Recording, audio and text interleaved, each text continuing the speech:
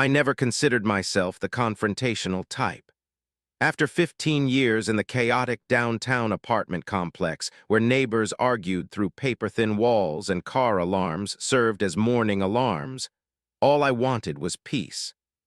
When I found the modest two-bedroom house on Willow Creek Lane, nestled at the edge of a sleepy subdivision where the developed world gave way to woodland, I knew I had found my sanctuary.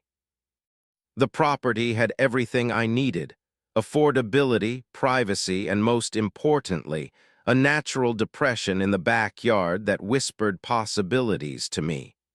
I signed the papers without haggling. This would be my forever home. On moving day, several neighbors brought welcome baskets. The elderly couple across the street, the Hendersons, brought fresh-baked cookies and offered to show me around the neighborhood. Mrs. Henderson mentioned the Homeowners Association with a slight eye roll. They mostly focus on the center of the neighborhood. You are lucky to be on the edge. They do not bother us much out here. I spent that first spring digging. Weekend after weekend, I carved out the depression, expanding it, shaping it, lining it with protective barriers and smooth stones. My hands blistered and my back ached, but watching that hole transform into a pond brought more satisfaction than any project I had ever undertaken. By summer, I had installed a small filtration system and added the first aquatic plants: water lilies, cattails, and native grasses along the edges. The Hendersons would sometimes watch from lawn chairs, offering iced tea and encouragement. "That pond is going to be the jewel of the neighborhood," Mr. Henderson declared one evening as the sunset reflected off the water's surface. In autumn, I added 6 koi fish, vibrant orange, white, and spotted creatures that darted beneath the lily pads and greeted me at the edge whenever I approached. The pond had become more than a water feature. It was an ecosystem, my own little world. Winter passed quietly. Then spring arrived again, bringing with it an unexpected gift. I discovered 2 geese nesting near the pond's edge one morning. They had been injured, one with a damaged wing, the other with a limp. Somehow they had found my pond and decided it was safe. I began leaving food out for them. Day by day, they grew less skittish. By midsummer, they would waddle toward me when I approached. I named them Bonnie and Clyde. They were my first recruits, though I did not know it then. That autumn, everything changed. A moving truck appeared next door, where old Mrs. Abernathy had lived until her passing. I watched with mild curiosity as modern furniture replaced antiques. Sleek patio sets emerged. Landscape crews arrived to transform the naturalistically overgrown yard into something that resembled a magazine photo shoot. Then I met her, Corinne Williams. Hair cut in that distinctive angular bob that seemed specifically designed to match her personality: sharp, precise, uncompromising. She wore crisp khaki pants and a polo shirt like a uniform, clipboard perpetually in hand as she stalked around her property, making notes, measuring things, taking photos. Our first interaction seemed benign enough. She approached my fence line one Saturday morning while I was feeding the geese, who now numbered 4 after 2 more injured birds had found their way to my sanctuary. "Hello, neighbor," she called, voice artificially bright. "I am Corinne Williams, Neighborhood Watch Captain and HOA Compliance Officer." I introduced myself politely, extending a hand she barely touched before wiping her palm on her pants. "Those birds," she said, pointing toward my geese. "They were near the property line yesterday. The HOA has strict regulations about livestock and wildlife management." "They are rescue geese," I explained. "They cannot fly properly. They stay on my property." Her eyes narrowed as she stared past me at the pond. Actually, according to the subdivision plans, that pond might be sitting on shared land. There is a drainage easement noted in the HOA documents. I laughed, thinking she was making a joke. The pond is entirely on my property. I built it myself. Karen's smile tightened. Well, we will see about that. I have the original development maps. Perhaps you should review your deed more carefully. As she walked away, clipboard clutched to her chest like a shield. Bonnie and Clyde hissed softly. I should have recognized it as a warning. The piece I had built so carefully was about to shatter. 3 days after our first encounter, I heard the sharp rap of knuckles on my front door. Through the peephole, I saw Karen, her face set in determination, a bulging folder tucked under one arm. I considered pretending I was not home, but decided that would only delay the inevitable. I opened the door. "Good morning, Karen," I said, forcing a pleasant tone.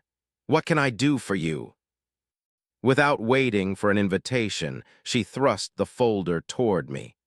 "I have brought documentation regarding the property line discrepancy we discussed. May I come in?"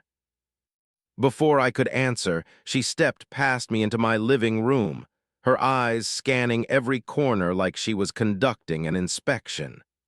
I followed, irritation beginning to simmer beneath my practiced politeness. "As you can see here," she said, spreading papers across my coffee table, "this is the original development plan from 1985, and this highlighted section indicates a common drainage easement that runs along the back of our properties." I leaned over to examine what appeared to be a photocopied, decades-old map with faded lines and barely legible notations. A yellow highlighter mark circled an area that roughly corresponded to where my pond now sat. "This just shows a drainage path," I pointed out. "My deed clearly indicates my property extends 15 feet beyond the pond on all sides." Karen's smile did not reach her eyes. "Well, the HOA regulations specifically state that no homeowner may obstruct or modify designated drainage areas without board approval. Section 3.2 of the covenant." She tapped a finger against another document, this one showing highlighted text from the Homeowners Association rulebook. "I did not modify a drainage area. I created a pond on my property. There was no water flow here before, just a natural depression." Karen closed the folder with a decisive snap. "The HOA board will need to make that determination. I have already filed a formal complaint regarding your unauthorized water feature and the fence restricting access to a common area." My patience evaporated. Access, it is my backyard. According to these documents, a portion may be designated for communal use or maintenance access. She stood, smoothing her immaculate pants. "The board meeting is Thursday at 7. I suggest you bring your documentation." With that, she showed herself out. I spent the next 2 days digging through my closing papers, property surveys, and the HOA covenant I had admittedly skimmed when purchasing the house. Nothing I found supported Karen's claim. My property lines were clearly defined, and there was no mention of a communal area or drainage easement that affected my backyard. Thursday evening arrived, and I entered the community center conference room with confidence that quickly dissolved. Karen sat at the front table beside the HOA president and 3 board members. Her materials were already displayed, including a large printout of the development map mounted on foam board. I was given 5 minutes to present my case. I showed my property survey, explained how I had constructed the pond myself, and pointed out that no drainage patterns had been disrupted.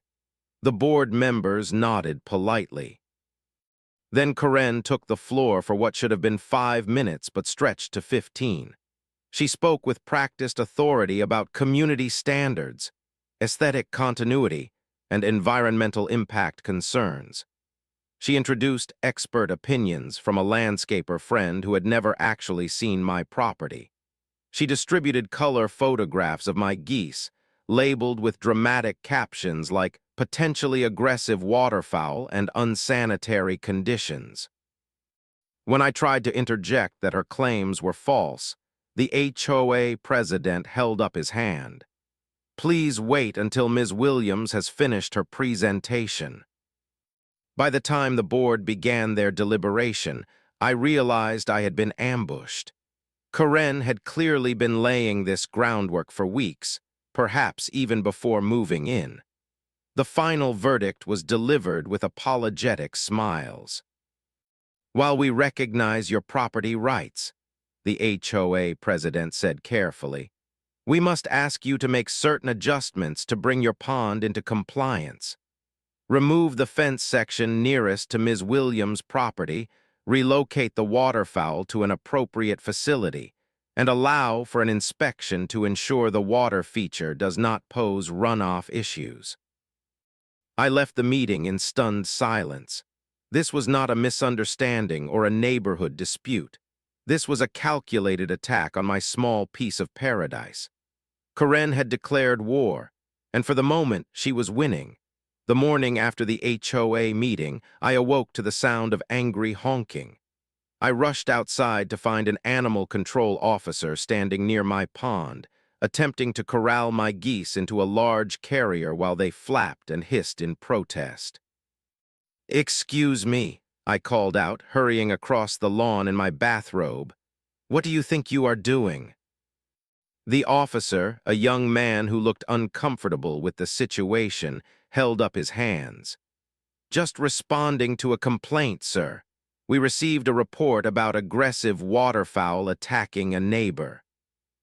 From the corner of my eye, I caught Karen watching from her kitchen window, phone in hand, a satisfied expression on her face. "That is absolutely false," I said firmly.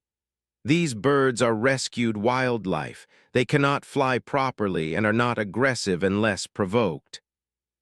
I produced documentation from the Wildlife Rehabilitation Center that had initially assessed the birds, explaining their injuries and special status. The officer reviewed the papers, nodded, and apologized for the disturbance. As he left, I saw Karen's curtains snap closed.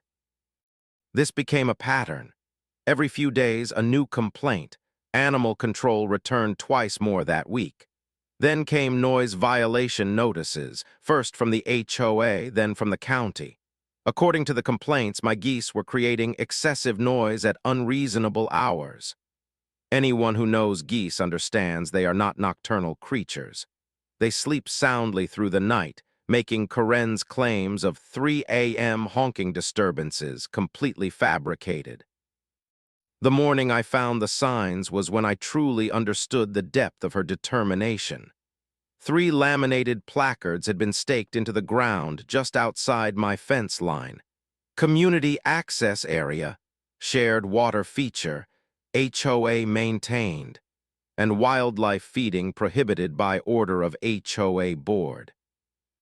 I took photographs, then removed them. By afternoon, they were back, this time with a note attached. Removal of HOA signage subject to $100 fine per occurrence. The trash began appearing next. Food wrappers, empty bottles, cigarette butts along the edge of the pond furthest from my house, but directly visible from Karen's kitchen window. I installed a motion-activated camera disguised as a bird feeder and waited. It took only 2 days to catch her.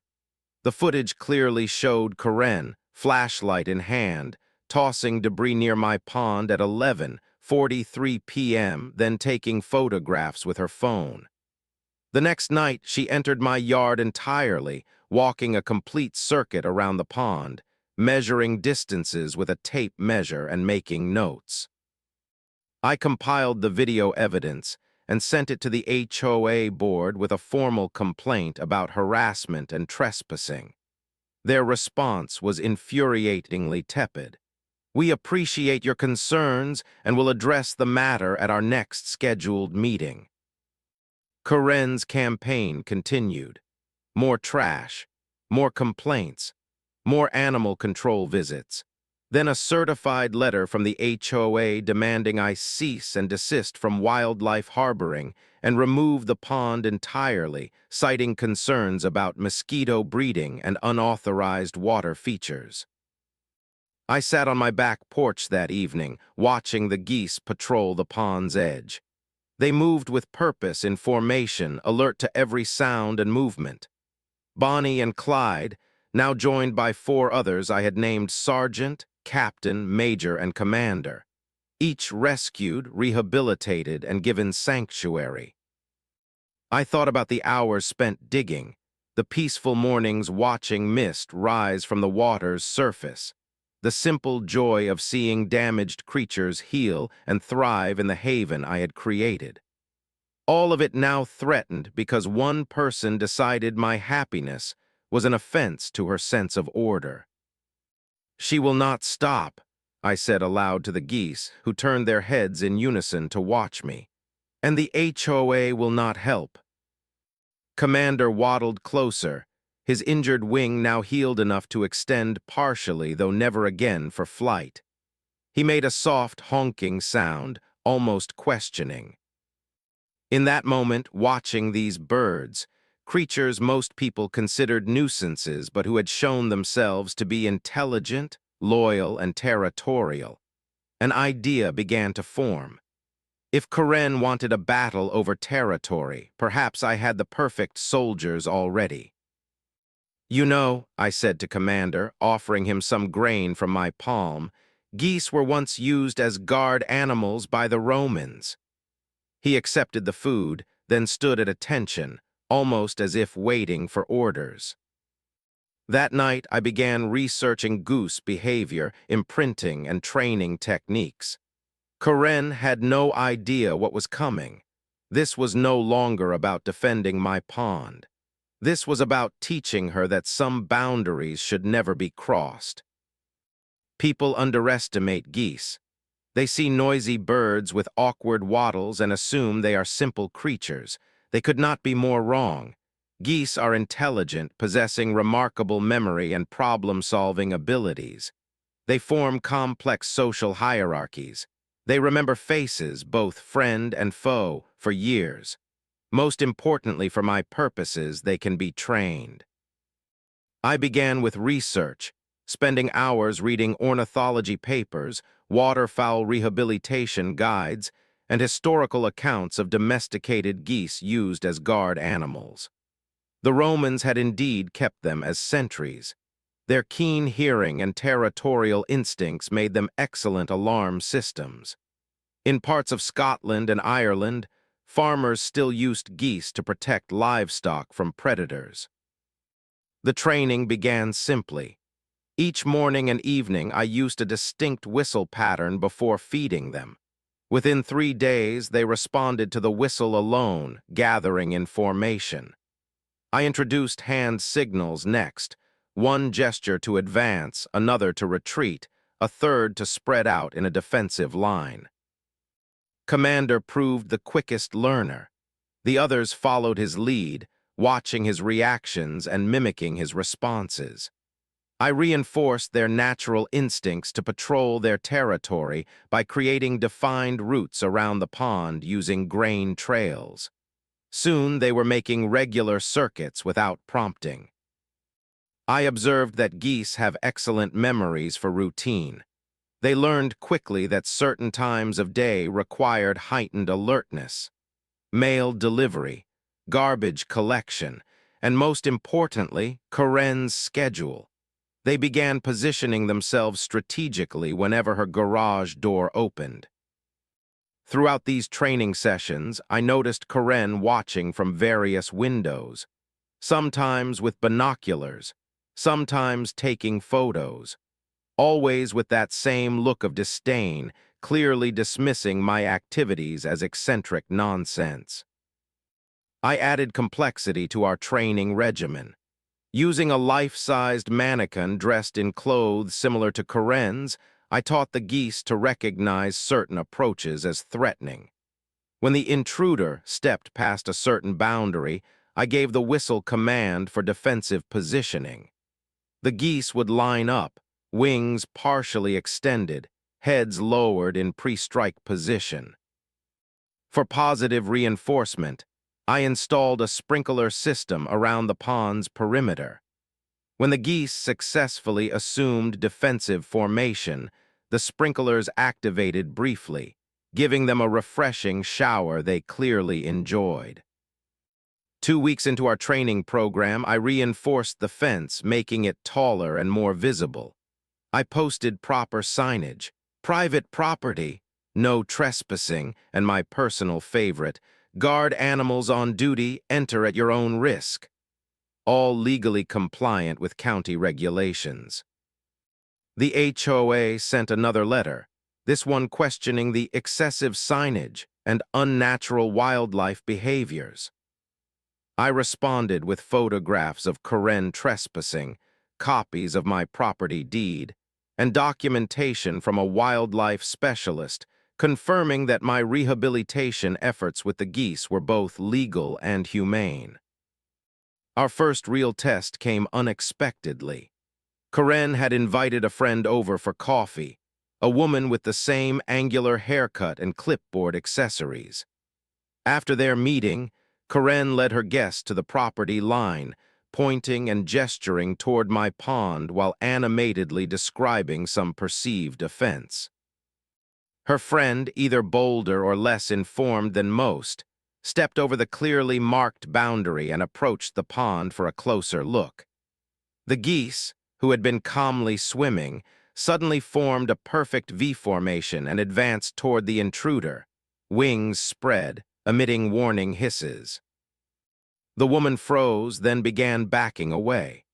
When she failed to retreat quickly enough, Commander took the lead, advancing with determined steps, his wingspan making him appear twice his actual size. The woman shrieked, turned, and ran, her designer heels sinking into the soft ground near the pond's edge.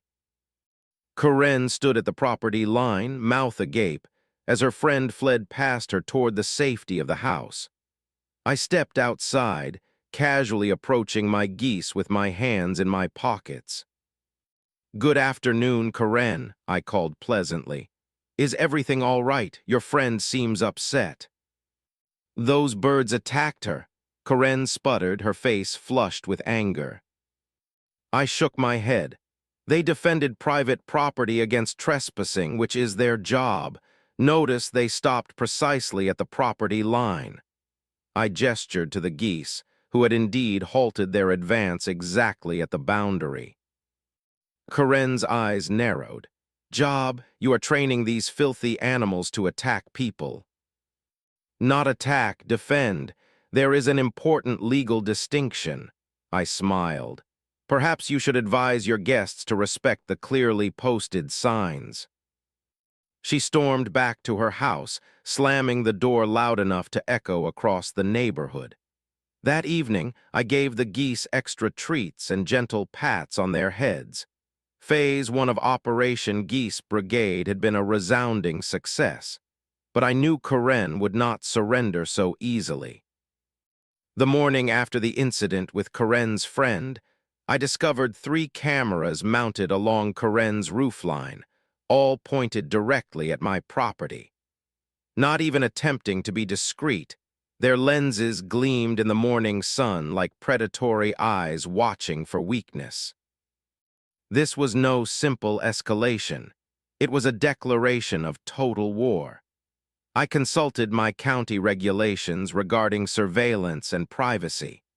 While she had the right to install security cameras on her property, directing them exclusively at a neighbor's private space occupied a legal gray area.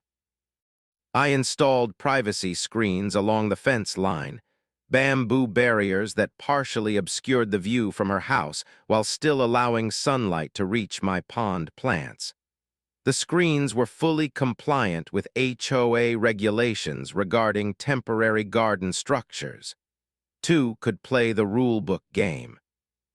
3 days later, an official letter arrived from the HOA, sent via certified mail requiring signature.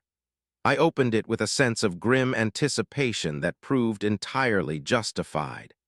Karen had filed a formal complaint alleging my geese constituted dangerous animals that posed imminent threat to neighborhood safety and property values. The letter demanded immediate removal of all waterfowl and threatened legal action if I failed to comply within 7 days. This crossed a line. These birds were not just pets or decorative features. They were rehabilitated wildlife, each with injuries that prevented release into the wild.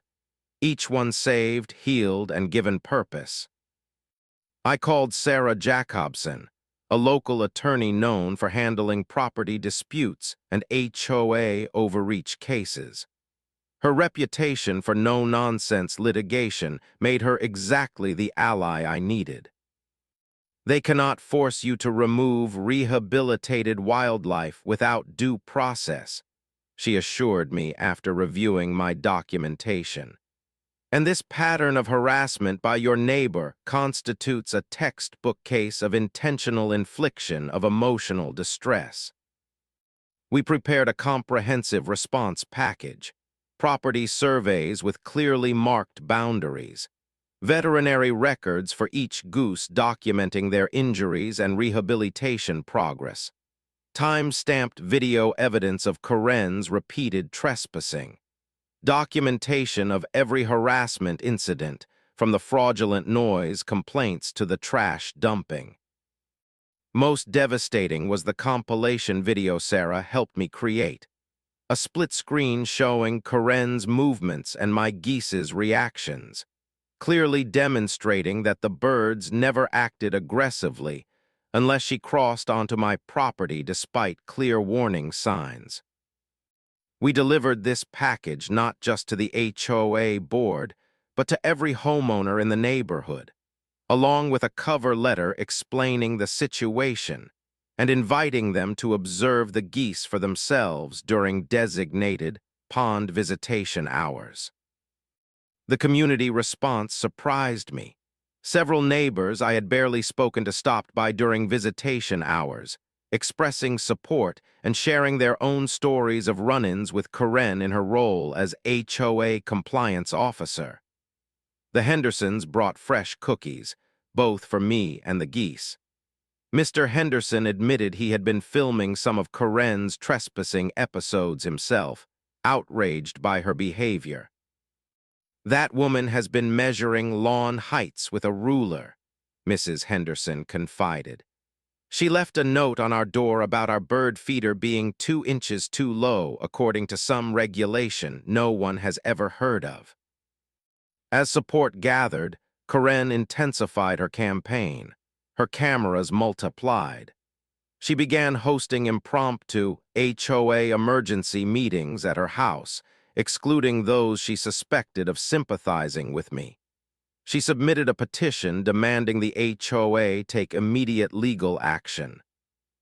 The HOA president, clearly uncomfortable with the escalating situation, called for a special hearing to resolve the matter once and for all. Each side would present evidence, witnesses could testify, and the board would make a binding decision. "This is our chance," Sarah said when I called her with the news. "We have everything we need to end this. Just keep the geese calm and on their best behavior until then." The night before the hearing, I sat beside my pond, watching the geese patrol in perfect formation. They moved with discipline and purpose, guardians of their sanctuary. Tomorrow would determine whether they could stay or if Karen would succeed in destroying the peaceful world we had built together. "Whatever happens," I told them as they gathered around me for evening feeding, "you have already won the most important battle. You showed her that some things are worth fighting for." The community center meeting room had never been so crowded. Chairs lined the walls and still people stood in the back, a testament to how this dispute had captured neighborhood attention.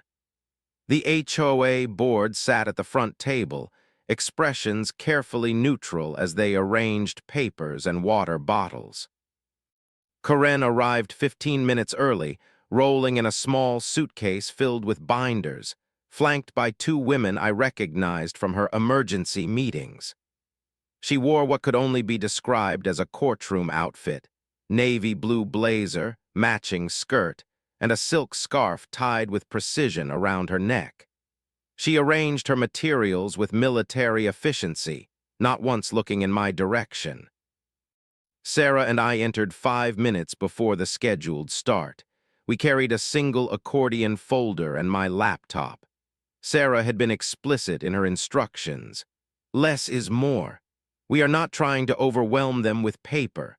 We are telling a clear, compelling story about harassment and abuse of process. At precisely 7 o'clock, the HOA president called the meeting to order. He explained the procedures. Karen would present first as the complainant, followed by my response. Board questions would follow, then a brief period for community input before deliberation and decision.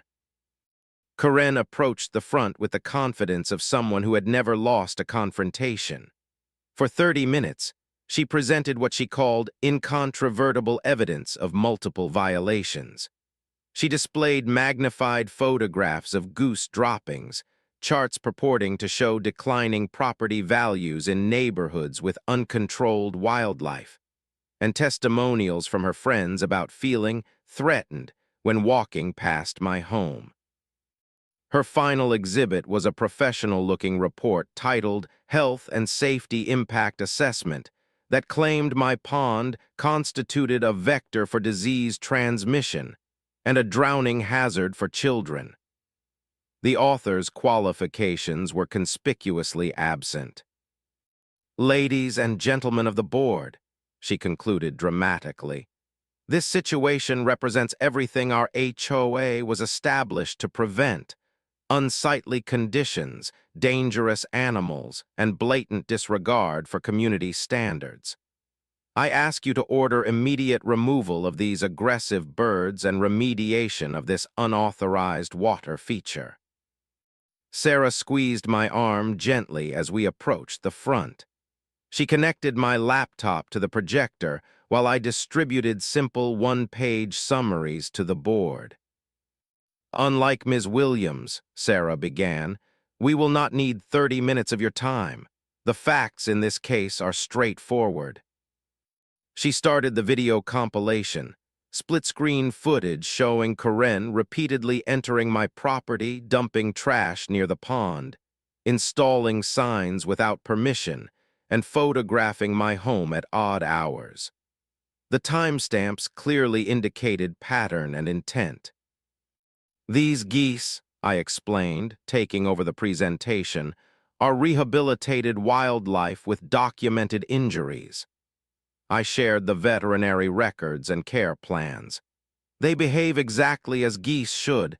They protect their territory when threatened but otherwise peacefully coexist with respectful visitors."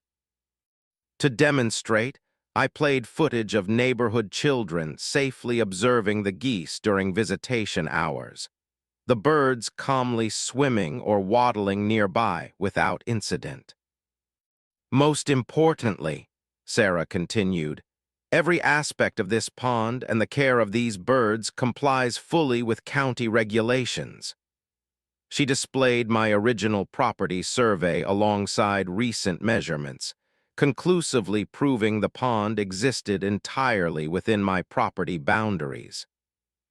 Karen interrupted repeatedly, each time shut down politely but firmly by the board president. The moment that truly turned the tide came unexpectedly. Mr. Henderson, who had been sitting quietly in the back, stood up during community input. "I have lived in this neighborhood for 37 years, he said, his voice carrying the weight of his age and standing. "In all that time, I have never seen harassment like what this gentleman has endured. My wife and I have observed everything: the midnight visits to his property, the false complaints, the constant surveillance.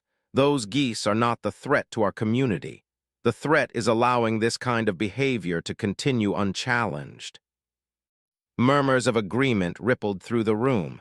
Karen's face flushed deep red. After brief deliberation, the HOA president cleared his throat and delivered their verdict. Based on the evidence presented, this board finds no violation of HOA covenants regarding the pond or rehabilitation of injured wildlife. All complaints filed by Ms. Williams are hereby dismissed. Furthermore, we caution against any further harassment or trespassing, which may result in HOA sanctions. Karen gathered her materials with shaking hands, avoiding eye contact with anyone as she wheeled her suitcase out. Several neighbors patted my shoulder as they left. The Hendersons invited me for dinner. For the first time in months, I felt the weight lift from my shoulders. The Geese had won their right to stay. The morning after the HOA hearing dawned with exceptional clarity. The air seemed fresher, the colors more vibrant, the gentle sounds of water and rustling leaves more musical than before. Victory has a way of enhancing perception. I celebrated with a small addition to the pond area, a handcrafted wooden sign mounted on a post near the old oak tree. Protected by the Geese Brigade, trespassers will be escorted off premises. Next to the words, I painted a silhouette of a goose with wings spread in full defensive posture. Not technically an HOA violation, as decorative signage under 2 square feet was explicitly permitted. Karen's cameras disappeared within days. Her curtains remained mostly closed. When our paths did cross, she would immediately change direction or suddenly become engrossed in her phone. The neighborhood whispered that she had attempted to sell her house, but found no takers after potential buyers witnessed the Geese patrol during showings. The most surprising development was the neighborhood's embrace of the pond and its guardians. Children began asking parents to visit the guard geese. The elderly couple 3 houses down requested a regular Saturday morning viewing time to drink their coffee while watching nature's soldiers on parade. I established official visiting hours, posted on a small bulletin board near my mailbox. The Geese, seemingly understanding their celebrity status, performed their formations with extra precision during these times, much to everyone's delight. The HOA, perhaps sensing the shift in community sentiment, began featuring the pond in their quarterly newsletter as an example of natural habitat preservation. They even invited me to consult on a proposed community garden project, specifically requesting input on incorporating water features and beneficial wildlife. One cool autumn morning, almost exactly a year after Karen had first appeared at my fence line with her clipboard and accusations, I noticed something unusual during the Geese's morning patrol. Commander stopped at the property line facing Karen's house, stretched his neck upward, and released a single, triumphant honk. The others formed a perfect V behind him, as if acknowledging the invisible boundary that had been so fiercely contested and defended. I smiled, recognizing the gesture for what it was, not aggression but assertion. This is our place. We belong here. We have earned our peace. That evening, as sunset painted the pond in amber and gold, I sat on my custom-built observation bench, watching the Geese settle in for the night. They tucked themselves into comfortable positions along the pond's edge, heads occasionally lifting to check their surroundings before tucking back under wings. What had begun as a simple desire for tranquility had transformed into something much more profound. Through adversity, I had discovered unexpected strength. In defending my small piece of paradise, I had formed connections with my neighborhood, with these remarkable birds, and with a deeper understanding of what truly matters. The pond rippled gently as a light breeze passed over its surface. The geese slept peacefully, secure in the knowledge that their home was safe. And I realized that Karen, for all her schemes and hostility, had given me an unexpected gift. She had helped me discover that creating something beautiful is only the beginning. Learning to protect it with intelligence, persistence, and occasionally a brigade of well-trained geese. That is when you truly make it yours. Peace had returned to Willow Creek Lane, but now it had guardians. The Geese Brigade remained vigilant, their formation perfect, their purpose clear. And somewhere in her darkened house, Karen Williams had learned a valuable lesson about picking the wrong pawn to disturb.